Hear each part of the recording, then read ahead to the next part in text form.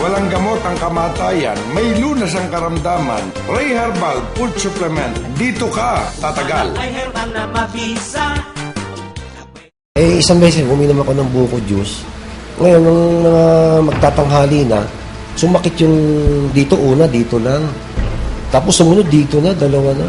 Hindi na ako hirapan ako, talagang kumikirot na sa sakit.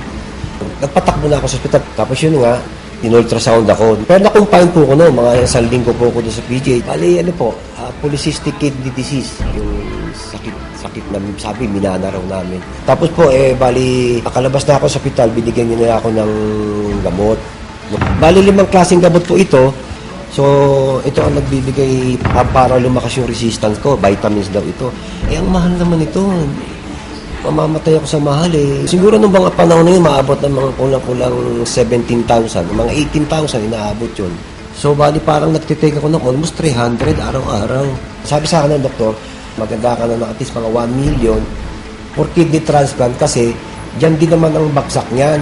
Iki-kidney transplant ka rin, idadialysis ka muna kung wala kang kidney matatransplant kada sa'yo, idadialysis ka muna. At the same time, yung mag-ipon ka na, magmula ngayon. Natakot ako kasi una-una may problema rin ako financially. So, naghahanap ako talaga ng medyo makakalunas na sa sakit ko. Yung kapatid ko na isang beses, pinuntahan ako, yung sabi, nanonood daw siya kay Bitag, nalaman niya nga na yung si Carrie Herrera nga, na may ganyan herbal daw, na nakakagaling-galing mo na bago bayad.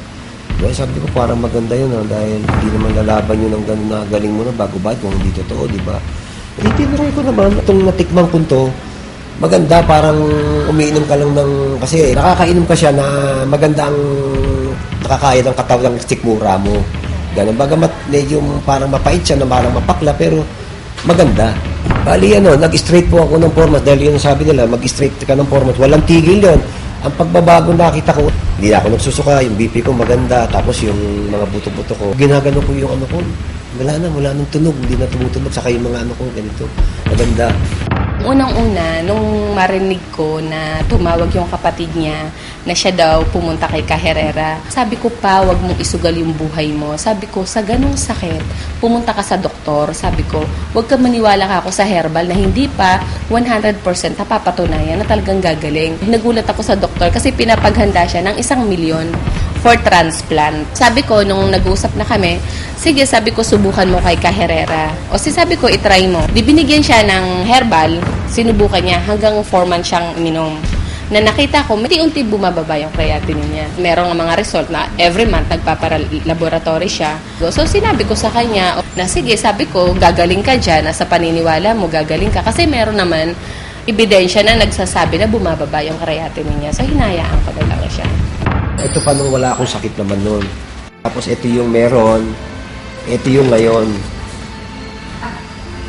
Kaya hanggang ngayon, sinisikap ko siguro lifetime ko ng medicine niya kasi diyan ko natuklasan yung ginahawa ng katawan. Hindi ako nagsisinungaling, totoo yung sinasabi ko. Nagpapasalamat po ako sa Diyos kasi malaking bagay po yung nangyari sa buhay ko. Salamat po sa Diyos. At kinasangkapan po siya ng Diyos para mga taong mapagaling niya.